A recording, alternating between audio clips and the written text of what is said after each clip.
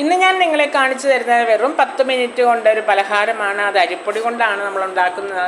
അതെങ്ങനെയാണ് ഉണ്ടാക്കുന്നത് നോക്കിയാലോ. അതിനായിട്ട് ഞാനൊരു മിക്സിയുടെ ജാർ എടുത്തിട്ടുണ്ട്. അതിലേക്ക് ഞാൻ 1 കപ്പ് തേങ്ങ ചുരണ്ടിയത് ഇട്ട് കൊടുക്കുകയാണ്. അതിലേക്ക് ഒരു 1/2 ടീസ്പൂണോളം ജീരകം ഇട്ട് കൊടുത്തു. പിന്നെ ഒരു 2 ചുമന്നുള്ളി, ചെറിയ ഉള്ളി അരിഞ്ഞ് ഇട്ട് കൊടുക്കുകയാണ്. ചെറിയ ഉള്ളിയാണ് ഇട്ട് കൊടുക്കുന്നത്, 2 എണ്ണം. അത് ഇതുപോലെ ചെറുതായിട്ട് നമുക്ക് അരിഞ്ഞിട്ട് കൊടുക്കാം. കാരണം അത് അരയ്ക്കുമ്പോൾ അല്ലെങ്കിൽ അത് അരയാതെ കിടക്കും. അതുകൊണ്ട് തന്നെ ചെറുതായിട്ട് നമുക്ക് അരിഞ്ഞിട്ട് കൊടുക്കാം. അതോടൊപ്പം തന്നെ എടുത്തിരിക്കുന്നത് 1 കഷ്ണം ഇഞ്ചിയാണ്, ചെറിയൊരു കഷ്ണം ഇഞ്ചി. അത് നമ്മൾക്ക് ഇതുപോലെ ചെറുതായിട്ട് അരിഞ്ഞിട്ട് കൊടുക്കാം. അതിനുശേഷം നമ്മൾക്കത് ഒന്ന് അരച്ചുകൊണ്ട് വരാം. അപ്പം ഞാനതൊന്ന് അരച്ചുകൊണ്ട് വന്നിട്ടുണ്ട്. ജസ്റ്റ് ഒന്ന് അരച്ചെടുത്തേ ഉള്ളൂ.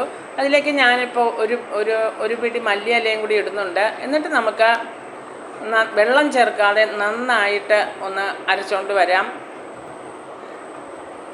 ഇപ്പം ഞാനത് അരച്ചുകൊണ്ട് വന്നിട്ടുണ്ട്. ഇത്രയും മതി, കണ്ടോ? ഇതുപോലെ ഒന്ന് നമുക്ക് അരച്ചെടുക്കാം, വെള്ളം ചേർക്കാതെ.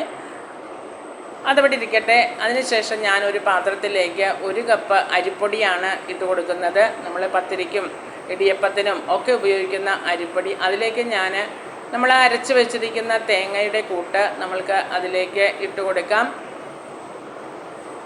വളരെ ടേസ്റ്റായിട്ടുള്ള ഒരു പലഹാരമാണിത്.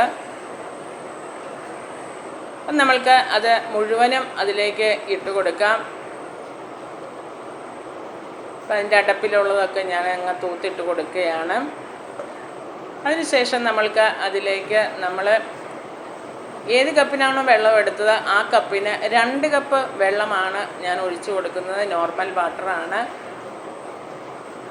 വെള്ളം ഒഴിച്ചു കൊടുത്തതിന് ശേഷം നമ്മൾക്കൊന്നത് കലക്കിയെടുക്കണം നന്നായിട്ട്. ഞാൻ അത് നന്നായിട്ടൊന്ന് കലക്കിയെടുക്കുകയാണ്, കട്ടകളില്ലാതെ നന്നായിട്ടൊന്ന് പെട്ടെന്ന് തന്നെ നമുക്ക് അത് അങ്ങനെ കട്ട പിടിക്കത്തൊന്നുമില്ല. പെട്ടെന്ന് ഇതുപോലെ ഒന്ന് നമുക്ക് കട്ടകളൊന്നും ഉണ്ടാകരുത്. അതുപോലെ നമുക്ക് കലക്കിയെടുക്കാം. അതിലേക്ക് ഞാൻ 1/2 ടീസ്പൂണോളം ഉപ്പും കൂടി ഇട്ട് കൊടുത്തു. ഉപ്പ് നമ്മൾ ഇതുവരെ ഇട്ടില്ലല്ലോ. ഉപ്പ് നോക്കിയിട്ട് പാകത്തിന് ഇട്ട് കൊടുക്കുക. ഞാനിപ്പോൾ 1/2 ടീസ്പൂണോളം ഇട്ട് കൊടുത്തു. വേണമെങ്കിൽ നമുക്ക് പിന്നീട് ഇട്ട് കൊടുക്കാം. നന്നായിട്ടൊന്ന് കലക്കിയെടുക്കാം. അതവിടെ ഇരിക്കട്ടെ. അതിനുശേഷം ഞാൻ ഒരു നോൺ സ്റ്റിക്ക് പാൻ ചൂടാകാനായിട്ട് വെച്ചിട്ടുണ്ട്. പാൻ ഒന്ന് ചൂടായി വരുമ്പോൾ അതിലേക്ക് ഞാൻ ഒരു 1.5 ടീസ്പൂണോളം എണ്ണ ഒഴിച്ചു കൊടുത്തു.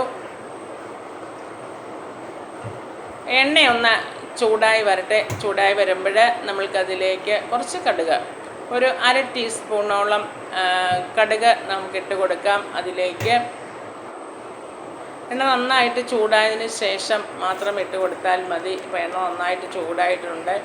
അതിലേക്ക് ഞാൻ ലേശം കടുക് ഇട്ട് കൊടുത്തു. അതോടൊപ്പം തന്നെ ഇട്ട് കൊടുക്കുന്നത് ഒരു 7 മുഴുത്ത ചെറിയ ഉള്ളിയാണ് ഞാൻ അരിഞ്ഞെടുത്തിരിക്കുന്നത്. വലുതായത് കൊണ്ട് തന്നെ അരിഞ്ഞിട്ട് ഇത്രയും തന്നെ ഉണ്ട്. ഇനി ചെറിയ ഉള്ളി ഇല്ല എങ്കിൽ ചെറിയൊരു സവോള ഇതുപോലെ ചെറുതായിട്ടൊന്ന് അരിഞ്ഞിട്ട് കൊടുത്താൽ മതി. പക്ഷെ ചെറിയ ഉള്ളിയാണ് ടേസ്റ്റ്. അതിലേക്ക് നമ്മൾക്ക് ഒരു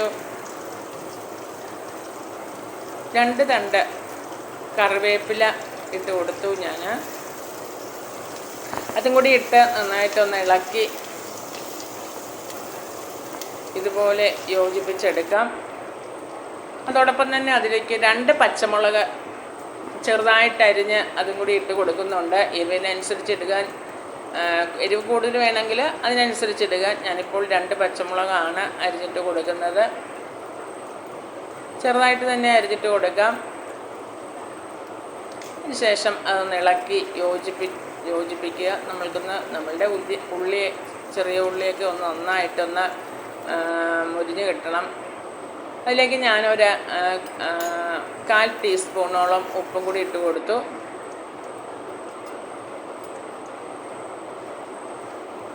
നമുക്ക് അതിലേക്ക് ഒരു 1/2 ടീസ്പൂണോളം ചില്ലി ഫ്ലേക്സും കൂടി ഞാൻ ഇട്ട് കൊടുത്തു.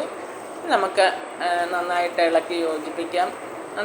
ഈ ഉപ്പ് നന്നായിട്ടൊന്ന് മൊരിഞ്ഞ് വന്നിട്ടുണ്ട്.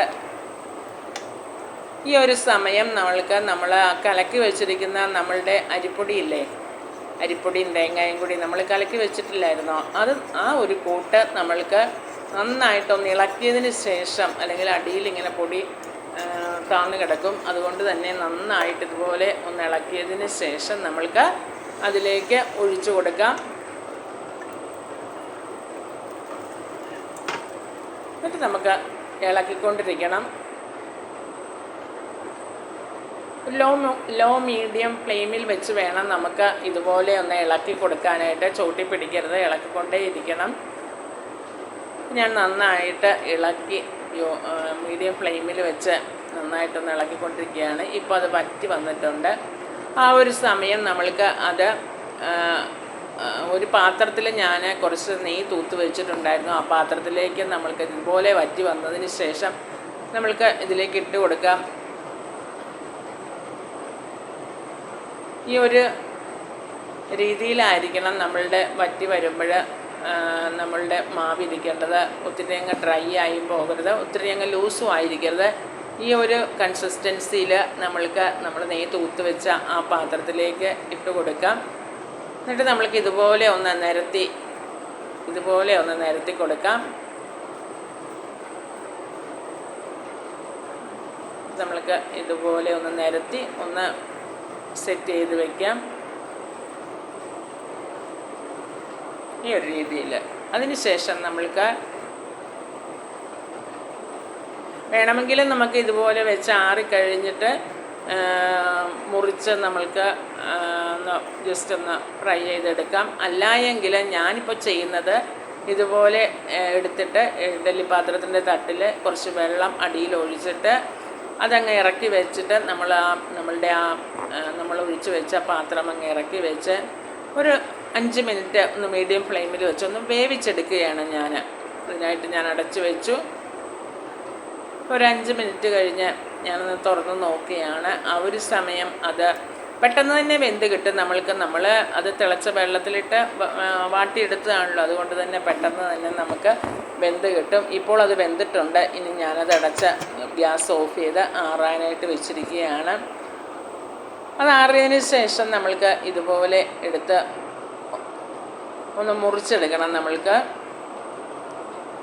അതിൻ്റെ ഇടയിലേക്ക് ഇതുപോലെ പാത്രത്തിൽ നിന്നൊന്ന് വിടിയിച്ചെടുക്കാനായിട്ട് നമ്മൾക്ക് കത്തി ഇതുപോലെ ഒന്ന് ഓടിച്ചു കൊടുക്കാം. അപ്പോൾ അതിൻ്റെ സൈഡൊക്കെ ഒന്ന് വിട്ട് കിട്ടും. ഉണ്ട്. ഈ ഒരു രീതിയിൽ നമ്മൾക്കൊന്ന് വിടിയിച്ചെടുത്തതിന് ശേഷം നമ്മൾക്ക് ഇഷ്ടപ്പെട്ട ആകൃതിയിൽ ഒന്ന് കട്ട് ചെയ്തെടുക്കാം. ഞാനിപ്പോൾ ഈ രീതിയിലാണ് ഒന്ന് കട്ട് ചെയ്തെടുക്കുന്നത്.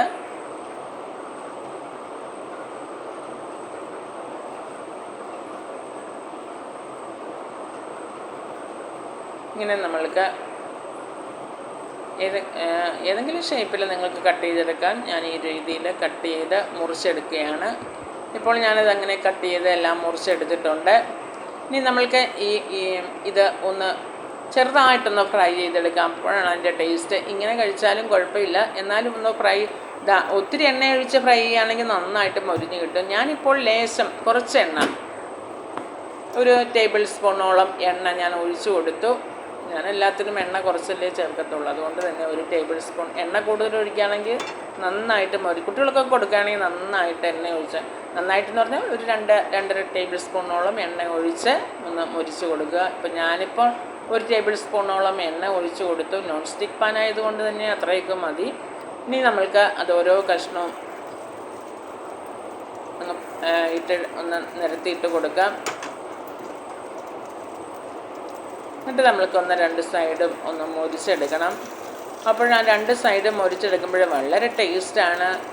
കാരണം പുറമേ മൊരിഞ്ഞും ഇരിക്കും, അകത്ത് നല്ല സോഫ്റ്റുമാണ്. വളരെ ടേസ്റ്റാണ് ഇത് കഴിക്കാനായിട്ട്. നമുക്ക് ബ്രേക്ക്ഫാസ്റ്റ് ആയിട്ടോ ഈവനിങ് സ്നാക്സ് ആയിട്ടോ ഒക്കെ കഴിക്കാവുന്നതാണ്. പ്രത്യേകിച്ച് കറിയുടെ ആവശ്യമൊന്നുമില്ല ഇതിന്. അങ്ങനെ ഞാനെല്ലാം അതിലേക്ക് വെച്ചു.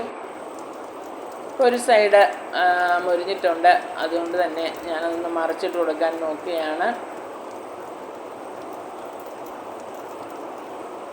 അങ്ങനെ ഞാൻ ഓരോ പീസും ഇതുപോലെ ഒന്ന് മറിച്ചിട്ട് കൊടുക്കുകയാണ്. അരിപ്പൊടി കൊണ്ട് വളരെ ടേസ്റ്റായിട്ടുള്ള ഇങ്ങനെ ഒരു പലഹാരം നിങ്ങൾ ഉണ്ടാക്കിയിട്ടുണ്ടോ?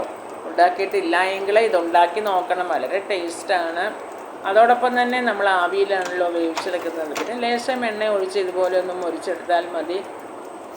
അതുകൊണ്ട് തന്നെ വളരെ ടേസ്റ്റാണ്. എല്ലാവരും ഒന്നുണ്ടാക്കി നോക്കണം. വളരെ എളുപ്പമാണല്ലോ ഉണ്ടാക്കാനായിട്ട്. ഇതുപോലെ ഞാൻ എല്ലാം ഇതുപോലെ ഒന്ന് മറിച്ചിട്ട് 2 സൈഡും ഒന്ന് മൊരിച്ചെടുക്കണം. ഇപ്പം ഞാൻ എല്ലാം മറിച്ചിട്ട് നന്നായിട്ട് മൊരിച്ച് എടുത്തിട്ടുണ്ട്. ആ ഇട്ട എണ്ണയിലിട്ട് ഞാൻ മൊരിച്ചെടുത്തതാണ് ഈ കാണുന്നത്. വളരെ ടേസ്റ്റാണ്. നല്ലൊരു മണവും നല്ലൊരു ടേസ്റ്റും ഒക്കെയാണ്. കുട്ടികൾക്കൊക്കെ ഒത്തിരി ഇഷ്ടപ്പെട്ടോളും. നിങ്ങൾ ഉണ്ടാക്കിയിട്ടില്ല എങ്കിൽ തീർച്ചയായിട്ടും ഉണ്ടാക്കി നോക്കണം ഇങ്ങനത്തെ ഒരു പലഹാരം. ഇഷ്ടപ്പെട്ടോ? നിങ്ങൾക്ക് ഇഷ്ടപ്പെട്ടെങ്കിൽ ലൈക്ക് ചെയ്ത് ഷെയർ ചെയ്ത് സബ്സ്ക്രൈബ് ചെയ്യുക. Okay, bye bye.